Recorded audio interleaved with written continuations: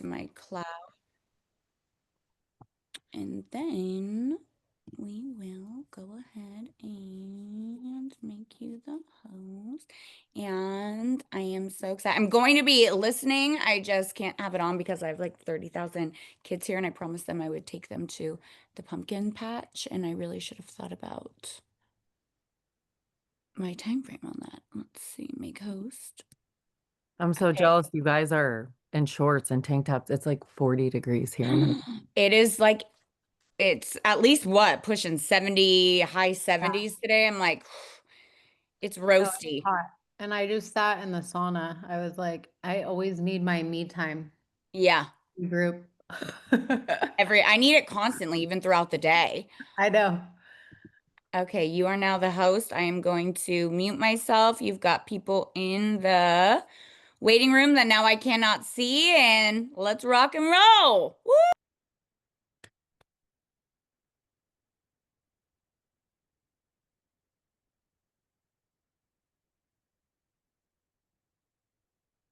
Brittany, you're muted.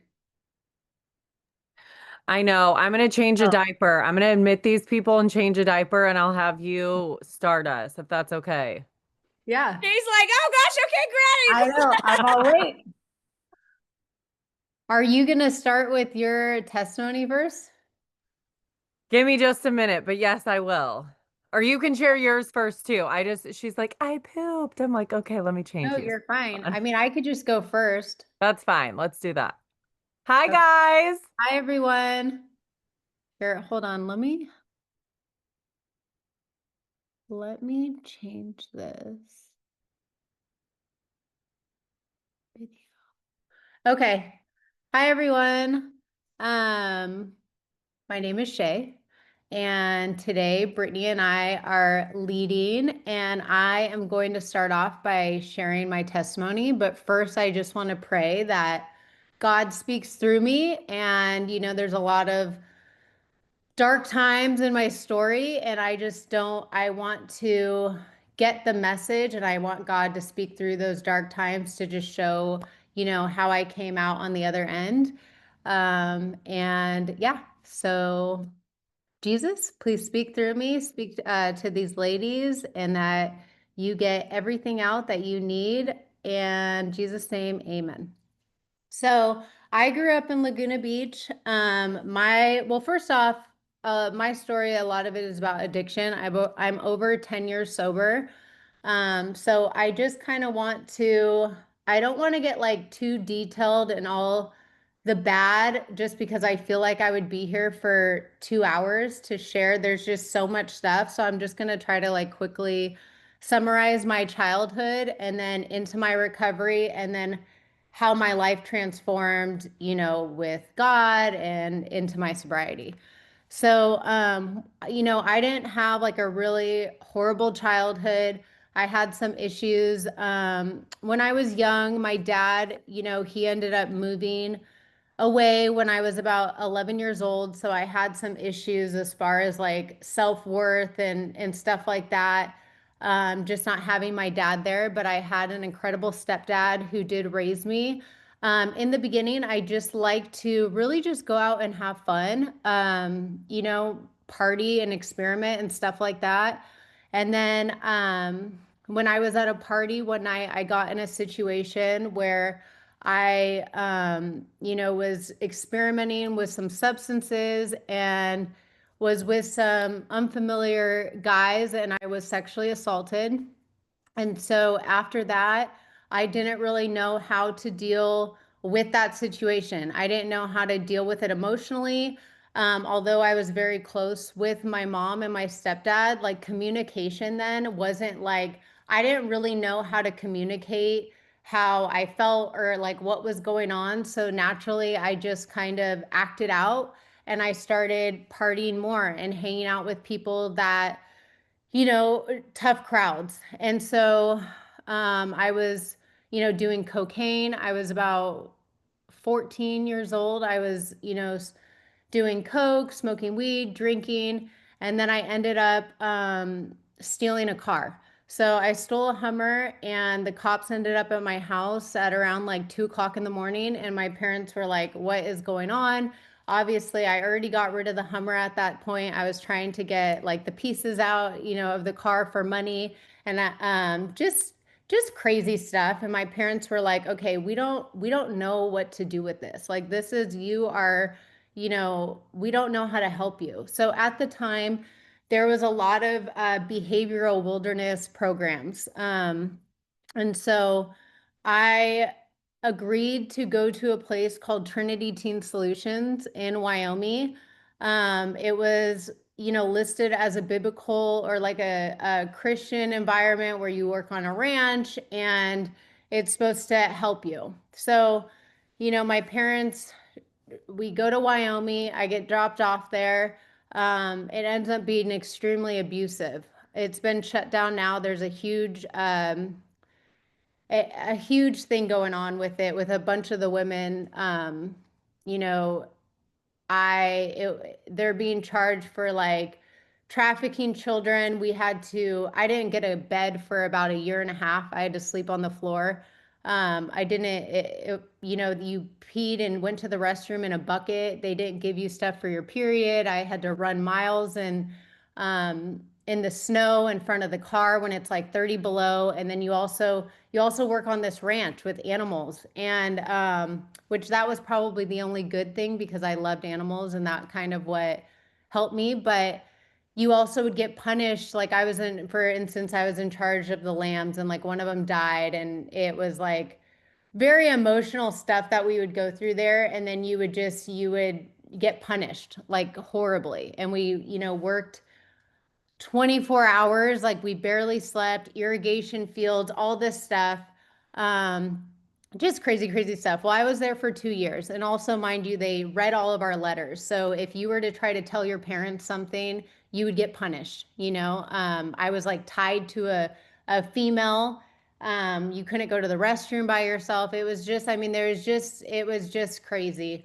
So I was in survival mode. I ended up, having sexual relations with a staff member to get that was, she was over 18 at the time. It was like a survival thing to get information on when I would be coming home.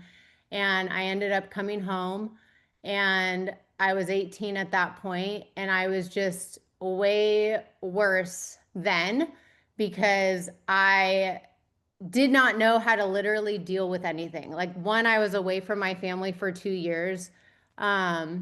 Now I'm 18, back in the real world, away from this ranch, and it was just, it was hard. I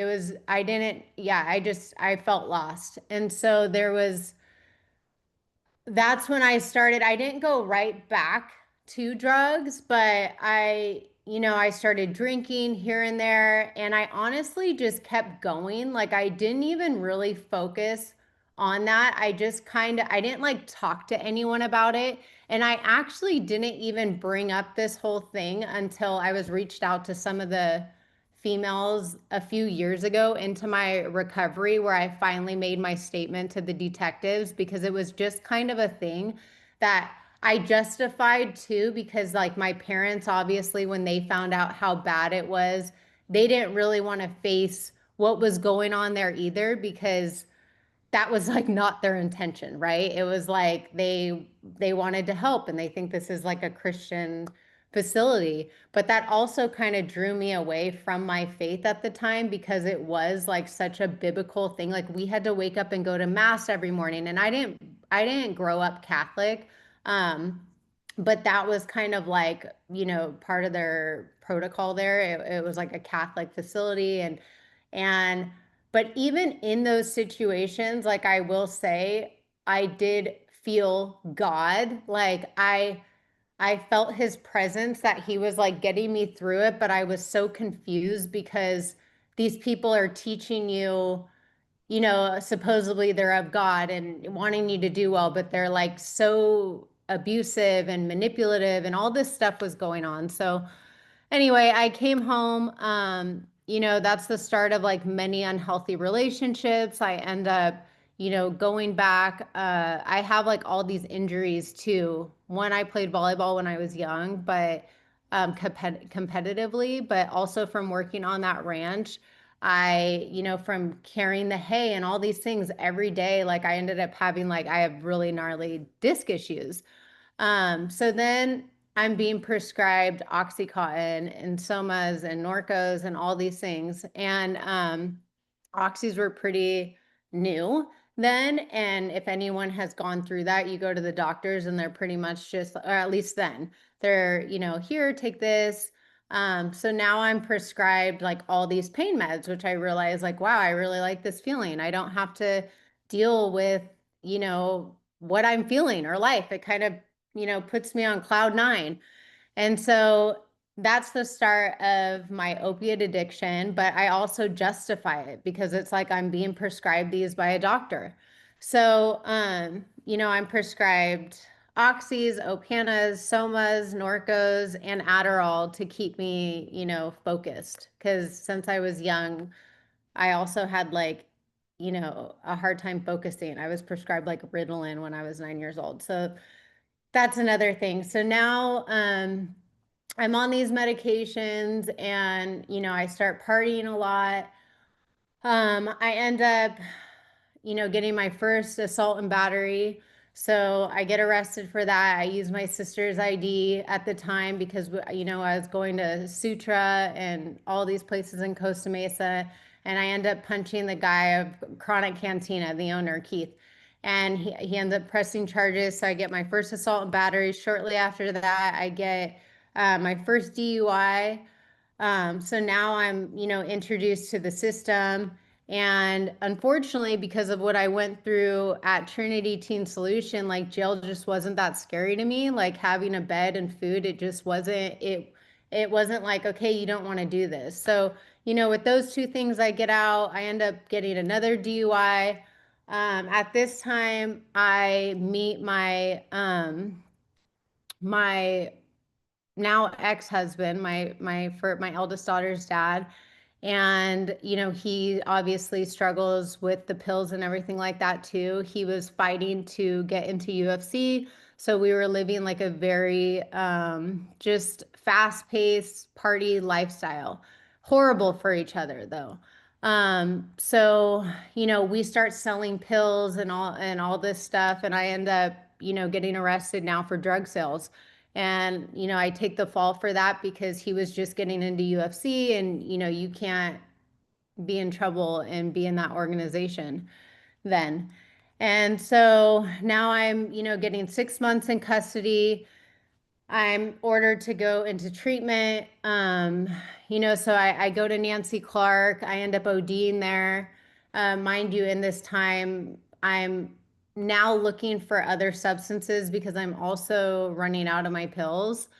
So I, start doing heroin. And so now I, am fighting for not to be, I'm doing time in jail. Now I'm in treatment. I get kicked out of Nancy Clark because I OD'd, had to be taken out of stretcher. So then I go to this place called another place in Costa Mesa, Plummer Street. I end up almost getting kicked out there because I got arrested again at the fairground because I was like, because I left one treatment, it wasn't in the system yet that I was in another. And so I'm just like literally just a mess. And I just can't get myself together. They end up giving me another chance because my probation officer at the time, he was an ex-addict and he truly just believed in me. So I end up finishing that treatment center. Shortly after that, I uh, I finish that treatment center. I get out and I'm just not done yet. I end up getting another DUI and just, I mean, everything just starts coming back again. And my record is just, it's just getting worse and worse. But then within that time, I end up getting pregnant with London. So I'm like, okay, I need to change my life around like for my daughter. And that was what I truly want. But unfortunately, I just like didn't have a strong foundation and I never dealt with like any of the stuff from my past. So it was just like I wanted something, but I didn't know how to do it. And I had this unhealthy relationship. It was, my ex and I, we were just so unhealthy. We just fed our addictions. And he was just such a complete narcissist. Not saying that I was like, the greatest person, but just the relationship was horrible. And um, so I end up getting pregnant with London. After the first year, our relationship falls apart and it just becomes this like war online with us. And that was like really hard because he was doing everything to like replace me with these women and I was so weak and I would party on the weekends, but not when I had London. Mind you, within these, I don't know, 5 years, I OD'd 13 times, hospitalized. Like it is literally such a blessing that I am here because unfortunately, when you do opiates, you just fall asleep and you don't really have this like memory or like tragic event that everyone else goes through around you where you're literally dying. And so coming up to when I am about to get sober, I end up ODing again and I'm hospitalized. And then my daughter, I lost custody of my daughter because of it, because they found out. And, so now I like really lose my mind. Like I was like, so I started shooting up meth because I didn't want to OD from heroin. And I don't know what to do without my daughter. Like literally, I don't know. She's like everything to me, but I don't know how to get sober. Like I feel like I've just tried everything, groups, this, rehabs, all this stuff. So my boyfriend at the time, he was also an addict. And, so we end up just getting into criminal stuff all over again.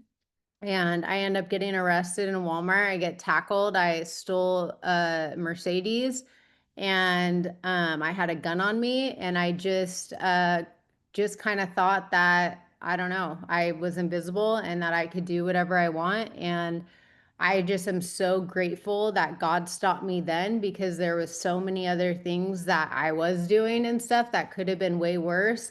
And I wouldn't have the life that I had today, that I have today. So I'm arrested and they're wanting me to go upstate. They're wanting me to go upstate for at least 8 years. At first they were coming after me for home invasion, but I, got caught for receiving a stolen vehicle. So home invasion, if it's like 25 years. And I was in custody and I'm just like, what the fuck? Like part of me was so grateful because I wanted to stop for so long and I just didn't know how. And it was almost like God just stopped me from everything going on. And at this point, I am now facing a lot of time. I lost my daughter while I was in custody. My boyfriend that I was dating also died. I was fighting for my life, and part of me was telling me London was better off. I was like, I felt like such a piece of shit. Like, you have no idea. Like, I will never forget sitting there, just like, how did this happen? And I was praying and praying, like, God, just please, like, show me what I need to do because I am willing to do anything. And this girl that I knew from jail, because, from before, she was in this program called Drug Court. And so I went and asked to sit through one of the court proceedings because I wanted to get into that program. And at the time, they didn't allow, if you had violent offenses or if you sold any drugs, they didn't allow you in their program because they didn't want, drug dealers selling to their addicts. And there was just like rules. And then Prop 47 happened. I think that's what it was. And so they started allowing like violent crimes and um, other crimes into there. So I was sitting in custody for 6 months, fighting, going monthly, fighting to get into this program. At the time, my PO, Lori Dyer, she did not want me in her program. She already knew who I was. And she was just like, she just wasn't for me. Luckily, Judge Anderson, who I'm still so close with to this day, he gave me a chance and he could feel that I was like ready and willing. And he gave me that chance. So going into drug court, that was obviously when it got very hard. First I had to go into rehab first, complete that, and then that's when all the work started. I um I had to literally take down all the layers of everything starting from way back. And I felt like a baby. It was almost like, I didn't know how to live, and I'm trying to deal with all these emotions and feelings and stuff that I've never felt in my life. And I'm having to just like figure it all out. And in the beginning, it was super overwhelming. I didn't have a license. I had to take a bus everywhere, which I never did that in my life. Um, and mind you, when I was in custody, I had to also visit, my daughter visited me, which was very, very hard for me. That was like, because she didn't want to see me. She was crying. And the social workers would bring her, and it was part of my visitations. And luckily, she was so young then, she doesn't remember it. And I just always told myself, Shay, like, you never have to do this again. She never has to go through this again. If you do it now, like she just doesn't have to go through this again. And that was one of the biggest things that I constantly had to tell myself to get through it, because it just, your mind plays tricks. The devil's working hard. And no, no, go. Sorry, that's her right now. Um, And so, yeah, so, the beginning of drug court, I had to test 3 days a week. I had a drug patch on top of it. I'm also fighting in custody court, mind you, with my ex-husband. And I also have my visitations. It started with like 3 hours a week, and then I would get like 24 hours, and, it just went on and on. Then I finally got overnights, and a lot of that was really hard, having to face that. Like, wow, you're her mother. Look what you've done. Look what she's having to go through. And this is because of your actions. But I was just like, hey, you never have to do this again. And so yeah, I had classes, I had my DUI classes and then I had to get the breathalyzer in my car. And that was like for another 3 years. And mind you, I just finally got on normal insurance after 10 years because I've been sober for 10 years. That just this last year, I finally was able to get on my husband's insurance. I was like, praise Jesus. That was the last part of like all my past shit that I was just waiting for. But so yeah, so it took me 2 years going through the program, and I actually graduated on my daughter's birthday, November 2nd. And I feel like that was like such a, thing too. And in that time, like I had to peel back the layers and rebuild who I was, my self-worth, and all of that through my relationship with God and forgiveness. And that was another huge thing. I had to work on forgiving myself. I had to work on forgiving my ex-husband, who, that was not always easy because he was crazy. And even into my sobriety, he was trying to tear me down, and it was like this war. And I had to like let go of that and actually pray for him. And I had to like I mean, I had to do all the work to change who I was and transform the way that I dealt with emotions and process things, and my relationships with other people, and my relationship with God. And, you know, anyone who's gone through anything in recovery, a lot of times, you turn to your addictions and substances because you don't know how to deal with life. You don't know how to deal with your emotions. You don't know how to deal with relationships. So it's really rebuilding everything from the ground up. And I did that, and it took every year I changed more and more. And even, to this day, my husband and I, that's all we strive to be, the best that we can be. And even in my relationship with my husband, like he was struggling in his addiction, and they always say like, don't be with someone else who's in addiction and whatnot. But I saw so much of myself in my husband. And that was a huge test early in my recovery, because I'm like, well, if you don't get clean and you don't make the decision to change, I can't be around you. Because when he first met me, he was like, oh, I'm sober. And then I'm like, no, something's not clicking here. So he ended up going somewhere, and he got clean, and we've been together ever since. And he's been my daughter's stepdad since he was 4. And yeah, so we and this last year we really dove back into the word because I mean, he got baptized like early on because he didn't grow up, being around a Christian home, but we really have been diving in even more and more into our faith and pushing each other and to, be the best for us and our kids and everything like that. So, yeah, I mean, as I get to know you guys, like I'll share other parts of my story because there's just like so much if I was to just sit and, each part, and I didn't want to stay too much into my past because I just want you guys to know, like, if you've ever gone through something, or whether it's addiction or, an unhealthy relationship or domestic violence or whatever, and you're just beating yourself up and you don't feel like there's a way out, like there is a way out, and you guys are all worth it. And, when you really dive into your faith and open God into your life, like he can transform you like no one else. And yeah, so I didn't want to take up too much time because Brittany is going to share her story too. And No, there's I love it. We have talked on the phone so much, but it's still just different to hear it from you and see your face talk about it. Like you should be so proud. Thank you. Yeah, that's amazing.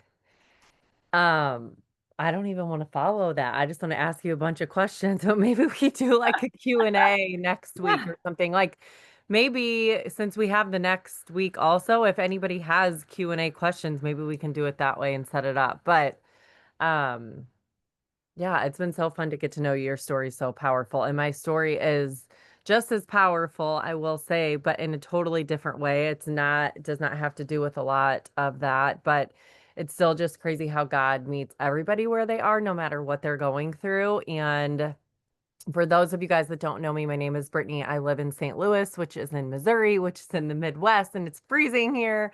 But I love fall and winter. So it's been like a perfect gray, rainy day, as my 3-year-old says. So long story short, I was raised in church. I'm the oldest of 4 kids. We grew up going to church, serving, youth group, all the things. So I've known who God was and had a relationship with Jesus for a very long time. And then I think you just turned 21 and kind of like dibble dabble in like life and decide, oh, like a Friday night out or Saturday night out is better than showing up and going to church and being involved. So backslid a little bit. Met my husband the night of before Thanksgiving. I don't know if that's a big thing in California. I know a lot of people are from California, but the night before Thanksgiving here is like the #1 party night, probably bigger than New Year's. And I just turned 21 and I met my husband and we were just friends, and we were just friends for 10 years.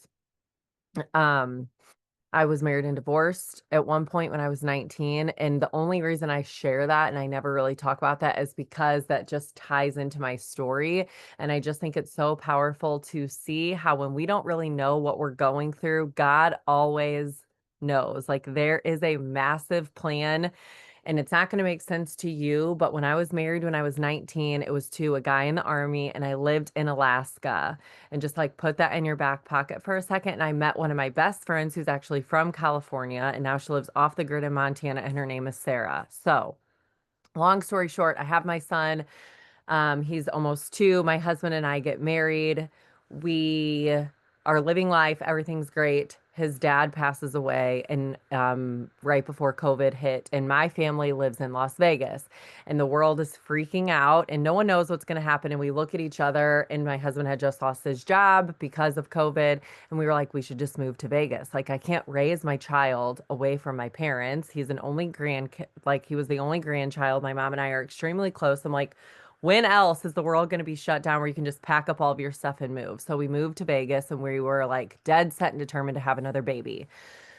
We lived there for a year. The other baby did not happen.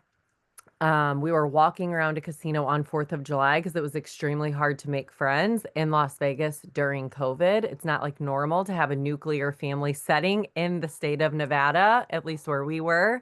We were walking around a casino with our 4-year-old on 4th of July, and I broke down. I was like, I want to go home. So a year to the date, we packed up our stuff, moved back to St. Louis, which again, big picture, God knew what he was doing. So we moved back. We were back in our home that we were renting out while we were gone, like July 31st. So we moved back 4th of July, 1 year later, July 31st, we were back in our home. Yes. Okay. So I was pregnant when we moved, like as soon as we moved back in July. This is not going to make sense. I'm sorry. We moved back in July. I got pregnant in December. So the next July, a whole year later, we moved back into our home, July like 31st. So I had my daughter August 4th. So we moved back. Conveniently, my OB takes me back. I get pregnant. I did not really feel good my whole pregnancy, but everybody kind of just shook it off. Like, it's because you're having a girl. It's because you're having a girl. Like, have you ever heard that? My pregnancy with my son was perfect. I was glowing. I've loved being pregnant. My pregnancy with my daughter I was always sick. I felt like I couldn't breathe. I couldn't work out. I just was miserable, and everyone just chalked it up to it's a girl, it's a girl. So needless to say, have my daughter was the perfect delivery, you guys. I didn't want to have an epidural. I wanted my OB to let me have a baby all natural. By the time I got to the hospital, I popped her out 19 minutes later. No epidural, no drugs. It was like the most beautiful, magical moment. And immediately after I had her, I couldn't see. I was blacking out. The room was spinning, and I'd kind of had a cough like the week before I had her, and we just kind of chalked it up to, you have a sinus infection, take a Z-Pack. I was taking a Z-Pack. I'd finished the Z-Pack. The cough had not gone away. I'm not joking. The minute I had her, my cough was 1,000 times worse.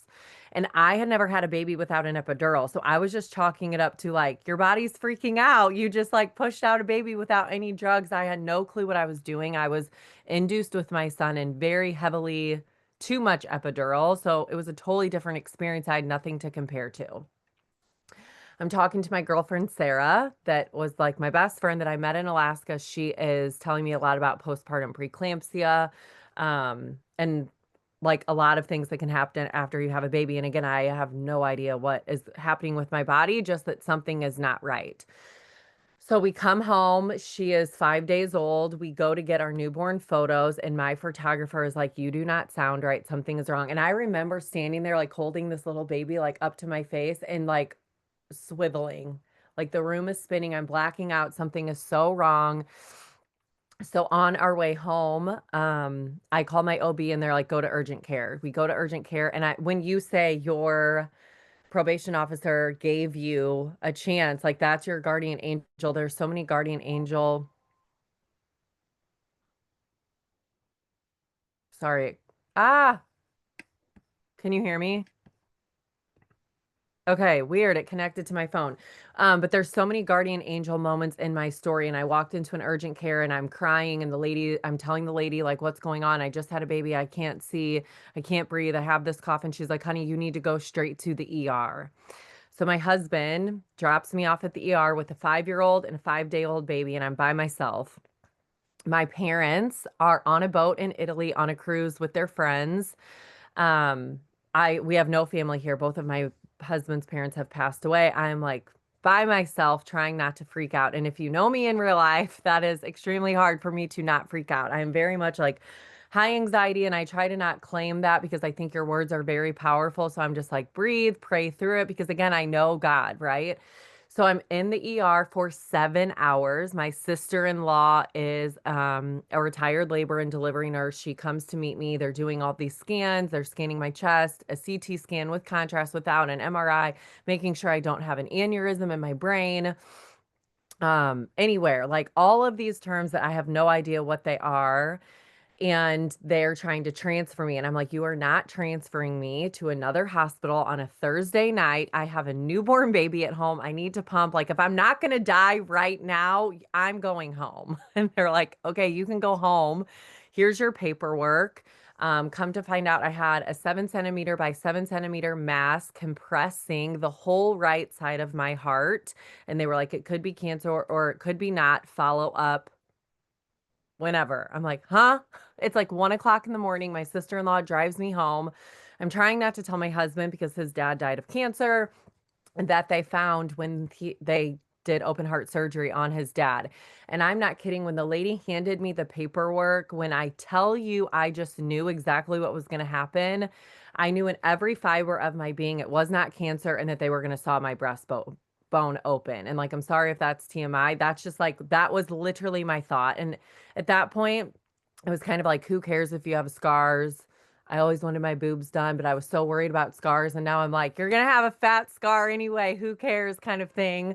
But I just knew with every fiber of my being, it was going to be okay, even though I didn't know what it was. So we come home, we're figuring it out. I have worked on social media forever, and I think it's so crazy powerful to share your story. And I know a lot of people don't. You don't want to like walk around with a billboard like, I used to be a drug addict, or I used to steal cars, or I used to be in a abusive relation. Like, nobody wants to wear that badge. But when I tell you the things that you go through are not for you, it is so true.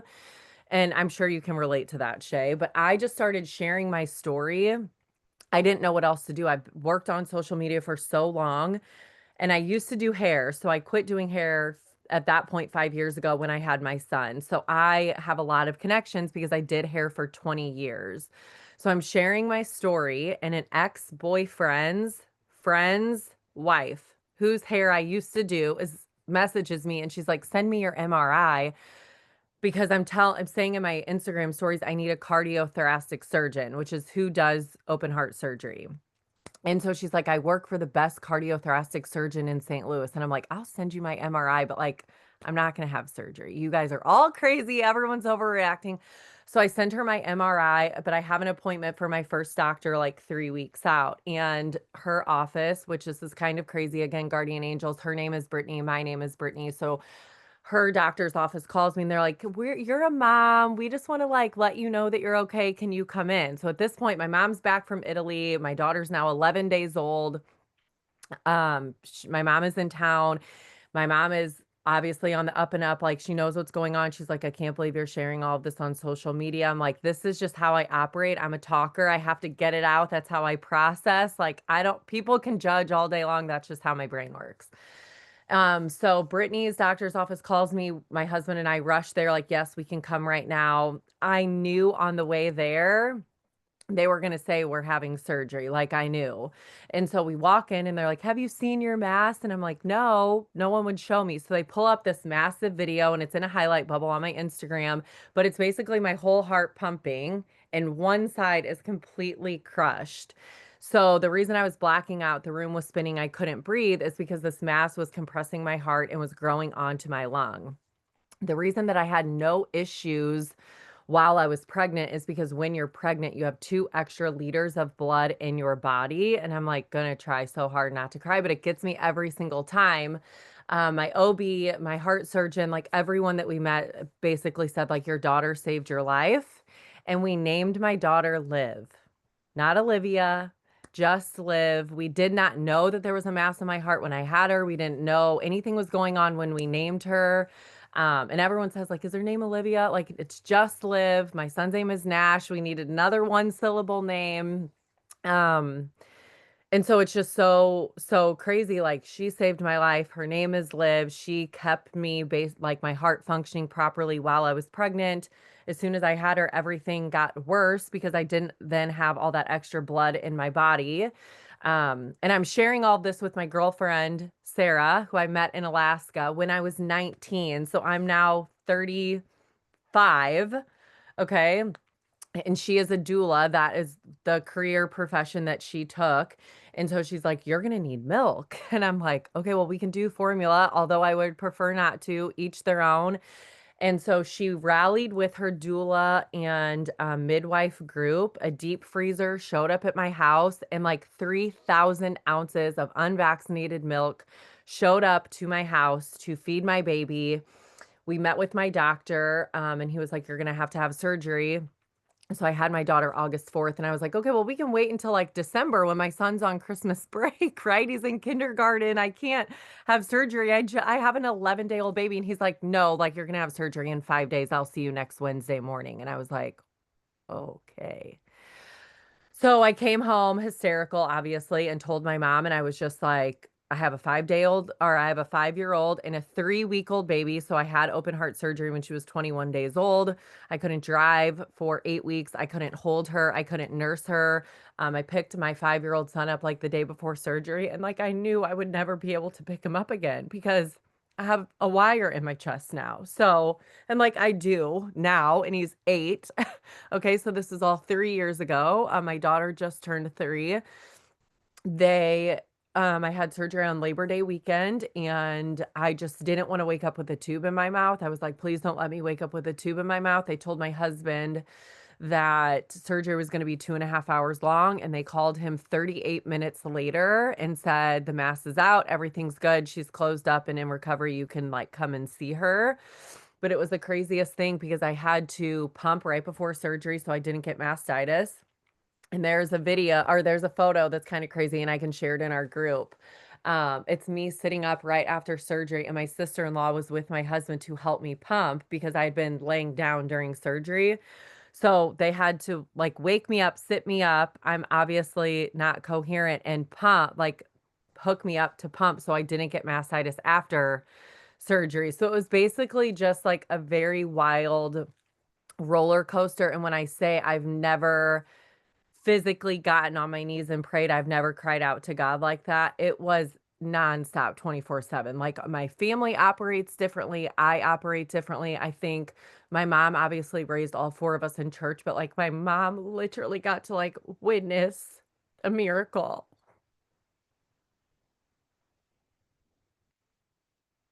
It's just like very, very crazy when you think about it. So, I mean, meeting Sarah at 19, she was put in my path because God knew I was going to need milk for my baby one day. And like, I know to some people that seems so far-fetched, but I truly believe in my heart, like people come into your life for a reason. They cross your path for a reason.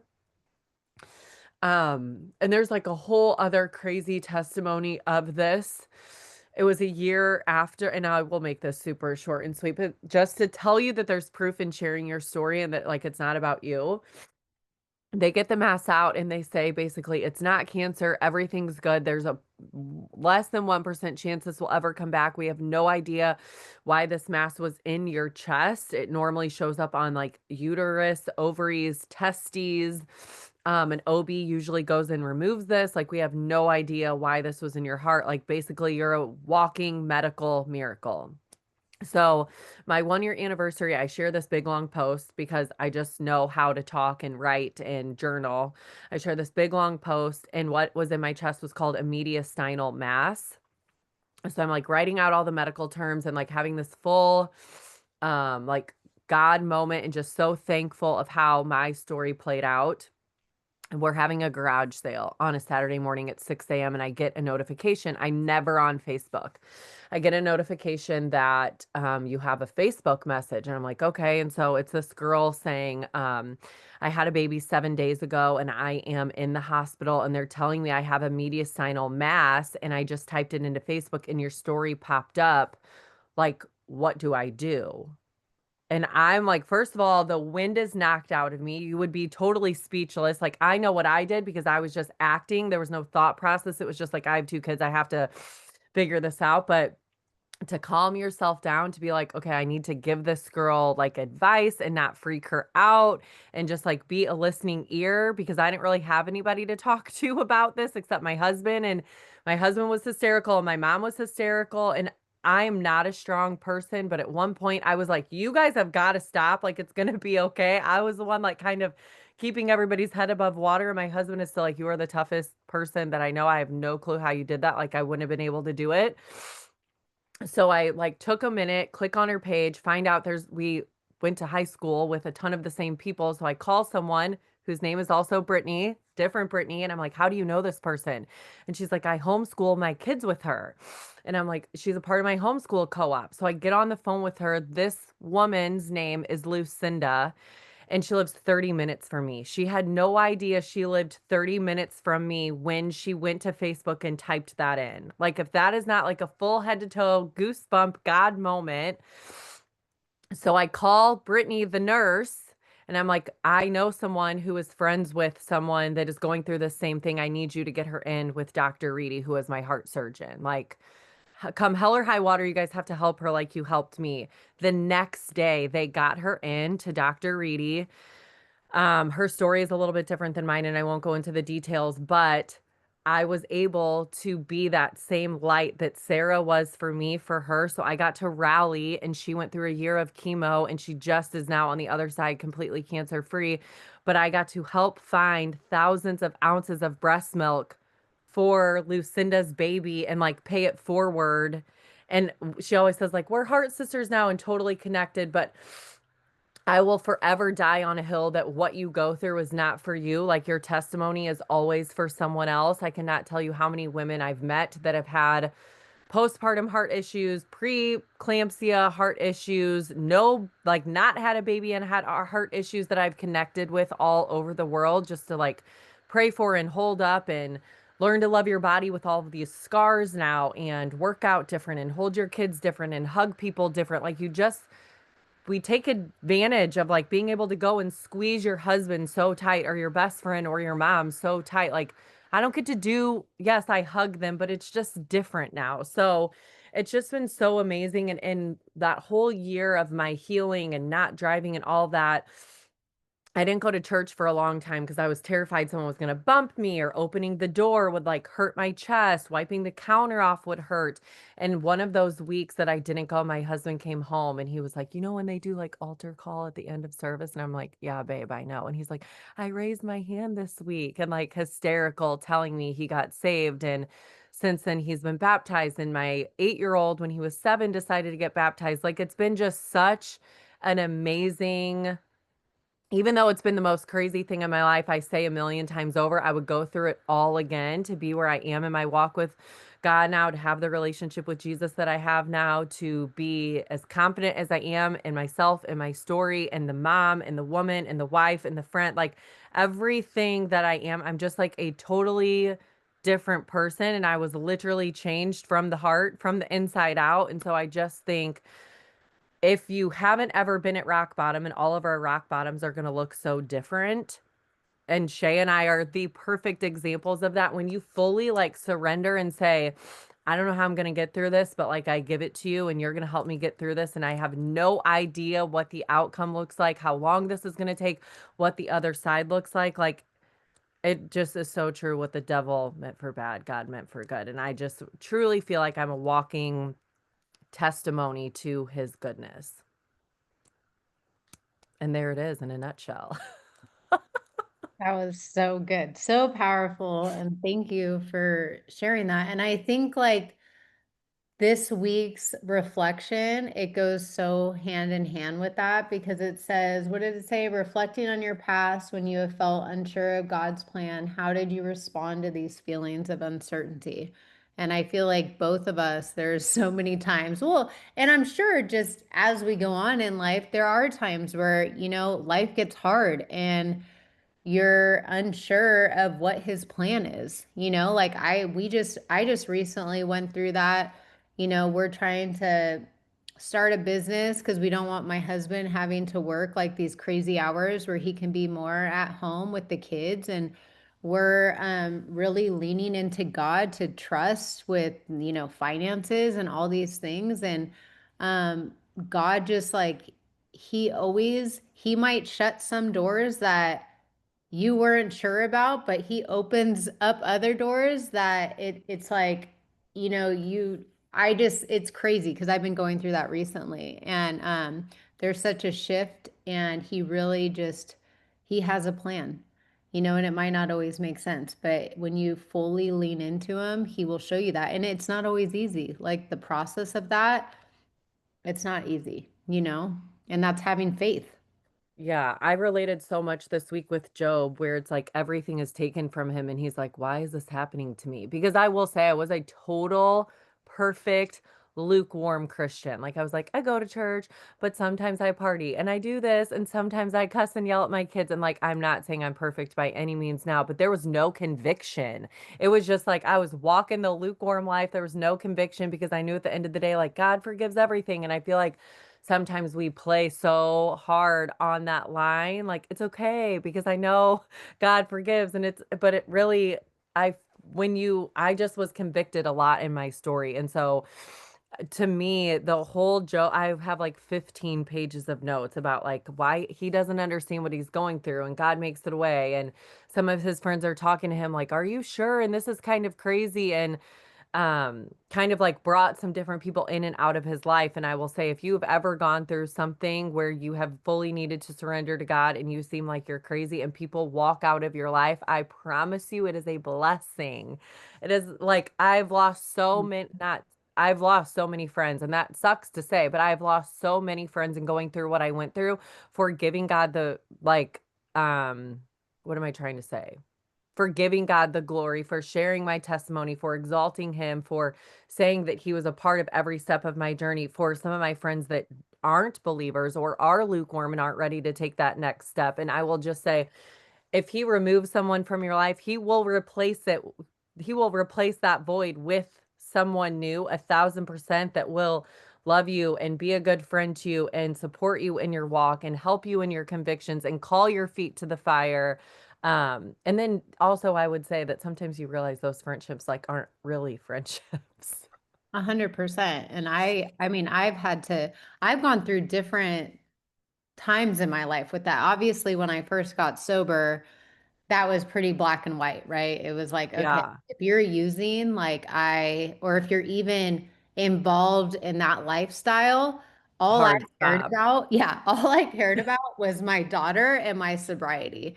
And even like when I, was starting to build relationships, I was finding out who I was. So I had all these walls up because I'm like trying to figure out loving myself. So I'm like, how can I really have a relationship with someone else until I find who I am and how Yeah. I know my value? And I had so many bad relationships that it was like, I was so scared. Like even my husband and I always laugh because when I first like met him, I just had all these like walls up and he was like, "What? Like I don't know if I'm ever gonna get in there." You And know? you're probably a totally different person now. Yeah. And I was like finding, like, I was okay with being a nun. I kid you not. Like, all I cared about was London. And but I had this, I could tell like there was a purpose for him, which at that time, like, I really let no one in, but I wasn't certain of what it was because he struggled. And that was like one of the no-nos. You know what I mean? Yeah. It's like, but I saw so like he wanted sobriety. So, like, it was like, I don't know. So anyway, that's a whole other walk that, later I'll share, into our relationship. But even later on, like I had, even as I, found friends and into my sobriety, like there's some that just, don't walk in your faith. And even though they could be good, it's like there's all these other character defects. And once you learn boundaries and know your value, like you will only allow so much in your life and you could still help people. Like, trust me, and one of the biggest things is being of service, And Yeah. early on in my recovery, that was a huge thing for me was helping other people and sharing my story. And it wasn't always easy because I was judged. I mean, my ex-husband and I, we were publicly, our stuff was pretty public, and people were waiting for my downfall. It was like watching a horrible drama show online, through Instagram. And I had no, like, really, it was bad. I mean, if you guys saw me back then, I look like a really unpretty version of Harley Quinn. I had like the black pigtails in my addiction. Like it was bad. Like you look in the mirror and I'm like, how did you think you looked good? Like it's really crazy. But yeah, it was definitely a show and people weren't always there for you. And when he has his people and they're, but all I knew was I was just going to clean my side of the street. I was going to do me. I was going to fix my problem and stop pointing at everyone else, doing my accountability. And then later into my growth, I started praying for the ones that have hurt me and praying for forgiveness. And that is another huge thing because forgiving yourself is huge and then forgiving the ones that continue to try to hurt you. And if any of you guys Yeah. have gone through a divorce or an unhealthy, toxic relationship, like it's hard because you're, in this custody stuff and they're constantly trying to bring you down. And you're like, how do I pray for this person that like Yeah. literally wants me dead, wants me Yeah. or wants me to fail? You know what I mean? And that was one of the biggest challenges. And I will never forget when one of my best friends was like, Shay, you need to pray for him. And I was in church and That's a good friend. yes, I kid you not. It was hard to get it out of my mouth. Like that's how much anger, but then that anger is only hurting me, you know? Yeah, it's like And drinking poison, expecting the yes, other person to die. Yeah, for sure. 100%. And it was only hurting me. And it projects into your relationships and things Everywhere else. a Yeah, 100%, and so that was like another huge thing in my growth. And then it's crazy because now we have a very good co-parenting relationship. And he's actually going to church now, which is crazy because I that's prayed for amazing. that. And if you would have known what we were and where we are today, that is God. I give that all to God. And I even was able to share that with him like a few weeks ago because he was telling me how he, has been going to church and he's actually trying to move down to Huntington to be closer to my daughter because she lives with us most of the time. And they still work on their relationship. And my husband and I, even through all of the stuff we went through with him, that's what we pray for because we want unity and health. Because at the end of the day, That's all that matters. yeah, Yeah. and I don't want anything to affect my daughter. And holding on to that anger, it's only gonna affect me and my daughter, and and it's not gonna do anything. So, but I'm gonna tell you, it wasn't always easy. It wasn't easy. But look at God's plan with all that, because that all was, I mean, this has been within like 10 years, so he had a plan. And that's like what my point in all this and like what we learned this week is trusting him even when it doesn't make sense and you're just uncomfortable or you're hurting, and you have to dive in 100%. You can't be in 50-50, Um, so yeah. Okay, the other thing that I want to share when you said something about your peace is when we were reading in Isaiah. And I was like digging deep on that because I always used to say like protect your peace, but like in a bitch way, not like a Christian way. And it's literally in the Bible, like to protect your peace. Like protecting your peace is not a passive thing, it's a very powerful thing. I know Taylor's not on here, but she will watch this back. And I feel like that's something that she would say too. And I've just heard her say, like, I don't deal with bottom of the barrel BS. Like, you don't have to lower your standards of letting people disrupt your peace just because you're a Christian. And so it literally says, people with their minds set on you, you keep completely whole in perfect peace, steady on their feet because they keep at it and don't quit. Depend on God and keep at it because in the Lord God, you have a sure thing. And so it just says peace isn't found in the absence of problems. Like we all have problems, it's all relative, but only in the presence of God will you find that perfect peace. When there's not a way out, when it doesn't make sense, when people are leaving you, when you're all alone, like you're really not if you have him. And that's really all that you need to get through what you're going through. And it's 1,000% okay to protect your peace. I feel like a lot of times we like say, well, I'm a Christian, I need to help or I need to overextend. Like it's okay to say no. And for me, that was a huge takeaway because I feel like people sometimes know you're a good person or know you're a Christian, so they want to take advantage of that a little bit, but it's okay to protect your peace, protect the peace of your home, your mental health, your family. Like you are called to be a peacekeeper. You're not called to overextend yourself and make everyone happy all the time and like wear yourself out. So for me, that was like a massive takeaway that I have a ton of notes on, that peace is not passive, it's powerful. Amen. Yeah. Agree. All right. Well, I don't know if there's anything else that you wanted to add. No, I love it. This week to me it like went so well hand in hand with like it being our week. So I'm excited for next week. I hope everybody has an amazing Sunday. If you didn't get a chance to watch this live, I hope you watch the replay. And maybe we'll talk, Shay, but maybe in the chat if we wanted to do like a Q&A for other people's Yeah. stories or if they're struggling and maybe just open it up to more conversation, that would be awesome.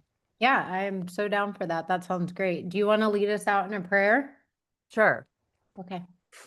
Father God, right now, I thank you for everybody that is watching this Zoom live or watching this Zoom back on a replay. I thank you for anointing them, for being in Revival Society, and for their next daily walk with you for the next week. I pray that they are fed through their spirit every single day that they decide to open up their Bible and grow in their relationship with you. I pray for their families, their homes, their health, and just nothing but blessings and abundance from here on out. We thank you for uniting us as women and lifting each other up. And we just thank you for the safe space to come and share without judgment or criticism and just truly give you all the glory. From the tops of our heads to the bottoms of our feet, we pray for an amazing, safe week with all of our kiddos moving forward in school, and just an abundant week of prosperity and community, which is really what this is all about. We know that we are not alone, no matter how lonely we feel, and that we always have a relationship with you, and that we're just so thankful for Revival Society being here for those women that feel very lost and very alone, because we are just here to help guide them and show them that you are the way, the truth, and the light. In Jesus' name, amen. Amen. All right. Well, Okay, that is love you guys. See you love next you week. guys. Bye. Bye.